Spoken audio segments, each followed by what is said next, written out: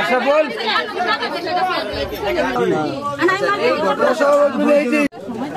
আমি হয়তো জমি বেচা হোক যেভাবে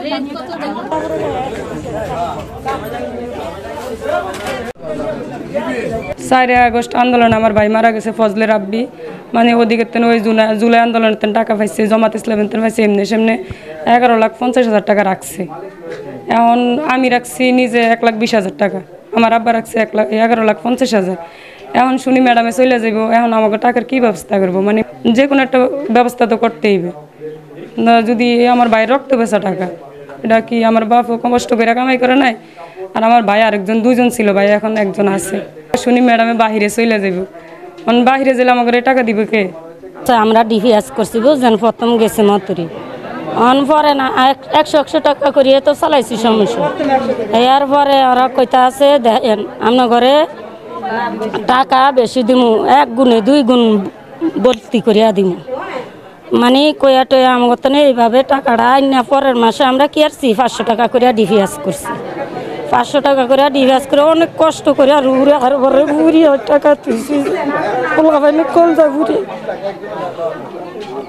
এই টাকা আমাকে মাছ দিয়ে দেয়, আমি দিব না। মানে কি আমার কাপড় চোপড় নিত, আমরা এত টাকার কাপড় চোপড় নিয়ে কী করব ভাই? রত করি ফেডে খাই, মায়া ছায়া ডাঙ্গর হয়ে গেছে কথা ডিভিএস করছি যে ব্যাংকের তেনে টাকা নিয়ে মায়া ছায়া বিক্রি করুক, আমি তো পারি না। না কয় টাকা দিব না, আমাকে টাকায় টাকা চাই আর আমাকে সুদও লাগবো না মুনাফাও লাগবো না। যে কয় টাকা জমা হয়েছে এই কয়টাকে আমার ঘরে দিয়ে দেব। 2.5 লাখ টাকা। 2.5 লাখ টাকা? জি, টাকা 3বার দরখাস্ত করছি, টাকা দেওয়ার জন্য 3বার দরখাস্ত করছি। 3 মাস পর্যন্ত আমার ঘুরাইছে দিব আমি জমি কিনছি, জমি আমার টাকা দিব। পরে টাকা দিতে পারে না বিদে আমার টাকা দেয় নাই। পরে আপনার টাকার ম্যাচ শেষ তো আপনারা টাকা দিন, আমি জমি কিনছি আমার লাভ লাগবে না, আপনি আমার চালান টাকাটা দিয়ে দেন। সে দেয় নাই টাকাটা, সে অন যাইবে কেমন আমার টাকা দিয়ে দিব, আমার টাকার দরকার। আমি অন্য জমি কিনা জমি দলিল করতে পারি না। জি আচ্ছা কেন শুনছি চলে যায়, মানুষজন ঘিরেও গেছে, আমরা খবর পেয়ে আয়া পড়ছি, বইটই লইয়া আয়া পড়ছি। আমার গড়ালার অসুখ বুঝছেন, আজকে 3 মাস, তা আমার 3500 টাকা এনে জমা হয়েছে। আমার স্বামীর পিছনে 30,000 টাকা গেছে। মানে আমি কইছি যে আমার ডিফেন্সটা দিয়ে দেন, আমি যে কয় টাকা আছে এই টাকা দিয়ে আমি কি উনি ডাক্তার দেখাই, উনি আমার টাকা দিতে আসে না। মানে আমি এই টাকার জন্য আসছি। উনি যেন এরকম সকাল হইতে এমন যাই জামেলা করতে আছে, এখনো একজনও গার্ডিয়ান আসে না। উনি ফালাই যাবে দিকে তো গার্ডিয়ান আসে না। আমাকে টাকা দিয়া ঘর বাড়ি ইয়া করছে, বিল্ডিং করে লাইছে। আমাকে টাকা দিয়া হ্যাঁ উপযুক্ত ঘর করছে, হ্যাঁ ঘরের বিল্ডিং করছে। আর আমাকে টাকার কালে এতে মোড়ামুড়ি করে অনফলাইয়া যাইব, এটা উচ্চারণ করে আমাকে টাকা দিয়া জায়গায় জায়গায় যেই ভোডল বিরকি যায় না সেই জায়গায় ভোডল করছে টাকা পায়া, পরের টাকা পায়া। আবার এখানে মহিলা একটা মার্কেট দিছে, এটা একটা পুরুষ লাগে না, এই মহিলা একটা মার্কেট দিয়েছে, হাও টাকা পাইছে। আঙ্গর একটা মহিলা করে একটা দোকা বুঝাইয়া একটা ইয়া করে অনকা মহিলা করে বেড়ারা অনকা জান না, বেড়ারা কেউরে দিছে বিড়া, কেউরে ঘর আইতে পারবি না, তুই এই মহিলাকে কাজ আসত কি আরে মহিলাগর নামের এই নাম দিছ কি?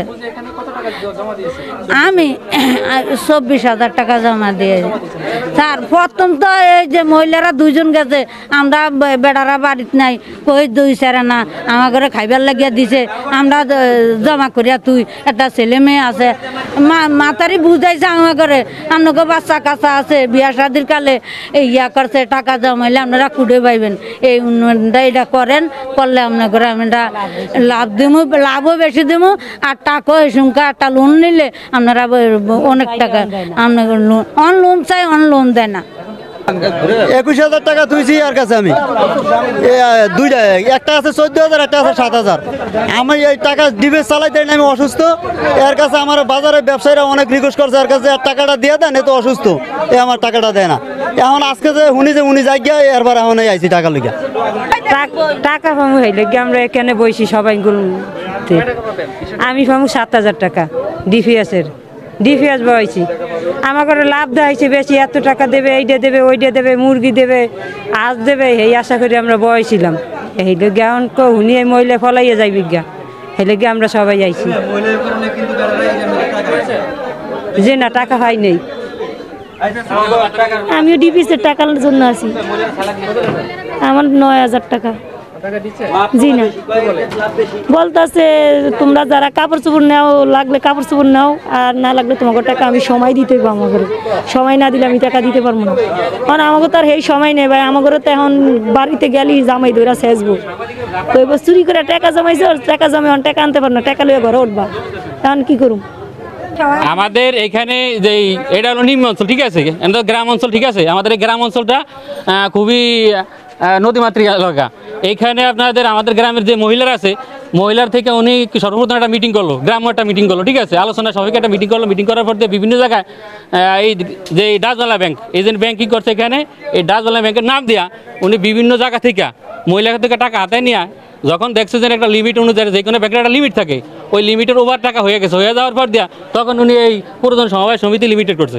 লিমিটেড করার পর দিয়া সেখানে এই টাকা উনি ওনার খাতে রাখছে। রাখার পর দিয়া এখন উনি কিছুদিন আগে যেরকম 5 থেকে 6 মাস 3 মাস পর্যন্ত টাকা উঠে দিয়েছে। উনি বলছে যে এখানে টাকা আমরা উঠাই না। হঠাৎ করে এখানে ব্যাংক, এজেন্ট ব্যাংক বন্ধ হয়ে গেছে। বন্ধ হয়ে যাওয়ার পর দিয়া এখন কিন্তু মাস 2 হয়েছে, উনি শুনি যে বেচা কিনা করে চলে যাবে, বেচা কিনা চলে যাবো। চলে যাওয়ার পর দিয়া তখন এই বইটা পাওয়া গেছে অনেকের থেকে। এই বইটা পাওয়া যাওয়ার পর দিয়ে বলে যে আমরা টাকা রাখছি। টাকা রাখছি কীভাবে? কেউ এফডিআর করছে, কেউ ডিপিএস করছে, এককালীন কেউ আমরা টাকা রাখছে। এই টাকাগুলা এখন কেউ পাইতেছে, উনি বিক্রি করে সঠিকভাবে আসতে ওনার পর দিয়ে উনি চলে দিতেছে। তাহলে আমাদের এই গ্রাম্য মহিলারা এখন কী করবে? একজনের 50 লাখ টাকা, 70 লাখ টাকা, একজন থেকে 12 লাখ, 12.5 লাখ টাকা, 25 লাখ টাকা। তাহলে এই টাকাগুলা যাতে পাইতে পারে। আর যাইতে এলাকা থেকে এখনো শুধু আমার 2-3টা ইউনিয়ন এখানে জানা হয়েছে, গ্রাম জানা হয়েছে, বাকি ইউনিয়ন তো জানা হয় না এখনো। যদি সবাই জানে কত হাজার কোটি টাকা নিছে, তাও কেউই বলতে পারে না। এটা এক ধরনের একটা চক্র। বিশেষ করে আমাদের এই চরপেশন উপজেলায়, আমাদের ভোলা জেলায় কোনো মেয়েদেরকে নারী উদ্যোক্তা হিসাবে উঠতে দিবে না ভাই। এটাই হচ্ছে সবচেয়ে বড় কথা। এখন আমি একটু ভালো জায়গায় আসছি, আমাকে কিভাবে ডাউন করা যাবে, আমার কাস্টমারকে উচ্ছৃঙ্খলভাবে ছড়ায়া যেভাবে প্রেশানি করতে পারে। আপনি আমাকে বলেন, এক একটা কাস্টমার 2 বছর, 5 বছর, 3 বছর, 8 বছর মেয়াদ দিয়ে তারা টাকাটা জমা রাখছে না, সেই টাকাটা আমার প্রতিষ্ঠান কি করছে? বিভিন্ন জায়গায় বিনিয়োগ করছে। এখন এই টোটাল প্রতিষ্ঠান যদি আইসা প্রতিষ্ঠানের উপরে চাপ দেয়, আমি কি টাকা নিয়ে সবার বসে রয়েছি? হয় আমি জমির সাথে ইনভেস্ট করছি, নয় কাপড়ের সাথে ইনভেস্ট করছি, না খামারের সাথে ইনভেস্ট করছি, যেখানে আমি তাদেরকে প্রফিট কিভাবে দিচ্ছি, তাদেরকে আমি প্রফিটটা কিভাবে দিছি? আপনার সবাই মিলে এসে আমাকে প্রেশার দিচ্ছেন কি আমি টাকা নিয়ে চলে গেছি। তাহলে আমার কি অফিস বন্ধ আছে? আমার কোনো অফিস বন্ধ? তাহলে আমার একটা রানিং অফিস কার্যক্রম চলতেছে। আমাদের বেশি প্রবলেম হয়েছে কি, আমাদের ঋণ খেলাপি হয়ে গেছে বেশি। আমরা যে টাকাগুলো লোন দিছি 5 তারিখের পরে আমাদের 78% কাস্টমার মার্কেট আউট হয়ে গেছে। যাদের ব্যবসা ভালো ছিল তাদের উপরে আমরা বিনিয়োগ করছি, এটা স্বাভাবিক। আজকে আমার ব্যবসা ভালো, 5 তারিখের উপরে 5 তারিখের উপরে আপনি বিনিয়োগ করছেন, 5 তারিখের উপরে আপনি বিনিয়োগ করছেন আমার উপরে। আমার অবস্থান ভালো ছিল, আপনি বিনিয়োগ করছেন, ঠিক আছে, আপনি বিনিয়োগ করছেন আমার উপরে। আবার আমি বিনিয়োগ করছি যার অবস্থান ভালো আছে তার উপরে। এখন আমি তো আছি, আমি তো আপনাদের মাছ থেকে হারিয়ে যাই নাই, বা আমার কোনো প্রতিষ্ঠান বন্ধ হয়ে গেছে। তাহলে কেন আপনারা মার্কেট রিভিউ ছাড়াচ্ছেন? আমাকে কেন হ্যারাসমেন্ট করার জন্য উঠে পড়ে লাগছে কি? মানে আপনাদের যদি এত উদ্দেশ্য থাকে যে আমাদের দেশে উদ্যোক্তা নাই, হবে না উদ্যোক্তা। আপনারা নিউজ দেখার পরে কোনো কাস্টমারের উদ্যোক্তা হওয়ার ইচ্ছা থাকবে না। এখন আমি কি, তাহলে আমি কে বলছে তাকে জিজ্ঞেস করেন, তার এভিডেন্স কি? এভিডেন্সটা দেন, আমাকে এভিডেন্স দিতে হবে। না না, এখন ওনাকে জিজ্ঞেস করেন। না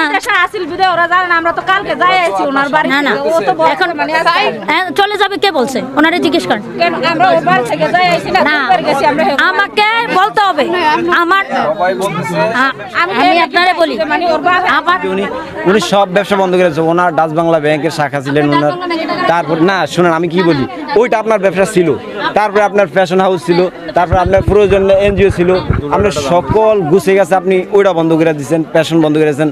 আজকে 1 বছর তো কোনো টাকা দেন না এবং নেন না। যারা টাকা মনে করেন আমার কাছে জমা দিচ্ছে ওদেরকেও দেন না। যেমন আমি 3 লক্ষ টাকা ওনার কাছে এফডিআর রাখছি, রাখার পরে 6 মাস পরে আমার মেয়াদ শেষ। 6 মাস আমার মেয়াদ ছিল, 6 মাস মেয়াদ শেষ। তারপরে উনি 6 মাস পরে আমার এই লাভের 27,000 টাকা দিয়ে দিছে। বাকি আমার চালান দেন, আমি তো মেয়াদ করে রাখছি, আমার টাকাটা ইমার্জেন্সি দরকার। উনি বলতেছে আমি দিতেছি কিছুদিন পরে। উনি 3 মাসের মতন ঘুরানোর পরে আমার 1 লক্ষ টাকা দিছে। ঘুরানোর দেওয়ার পরে বাকিটা ভাইয়া এই 15 দিন পরে দিয়েছি বা আগামী মাসে দিতেছি এরকম কথা বলছে। পরের মাসে আইতে এই পর্যন্ত আমার 6 মাস কোনো টাকা দিতেছে না। তারপরে কিছুদিন আগে আসছিলাম, আরও 3 মাস আগে আসার পরে উনি বলতেছে আপনার যাতে বেশি টাকা দরকার তাহলে আপনি একটা কোনো থেকে লোন নেন 2 লক্ষ টাকা আমি সুপারিশ করি। আমি কিছু আপনার সুপারিশের দরকার নেই, তাহলে আমি একটা লোন নিতেছি, আমার কাছে একটা লোক এনজিও আছে ওখান থেকে, আমি ওখান থেকে 2 লক্ষ টাকা লোন নিছি। উনি মনে করেন যে আমার এই 3 মাসের ভিতরে 20,000 টাকা দিছে, বাকি টাকা দিতেছে না। আমি ওনার পাইতেছিও না, ফোন দিতেছি কিন্তু ফোন রিসিভ করতেছে না। ভালো মন্দ কোনো কথা আছে, কোনো কথা বলতেছে না। আমি বুঝতে পারলাম যে উনি ব্যবসা বাণিজ্য সব কিছু গুছাইতেছে। গুছানোর পরে উনি হয়তো চলে যাবো, একটা অনুমান করতেছি, না হলে গুছাইছে কেন? ওনার আসলে আপনাদের কি সমস্যা আমাদের টাকা না, এটা আমরা বিশ্বাস করে এক জায়গায় রাখছিলাম টাকাটা, মানে আমাদের বিশ্বাস তো ভঙ্গ করতেছে।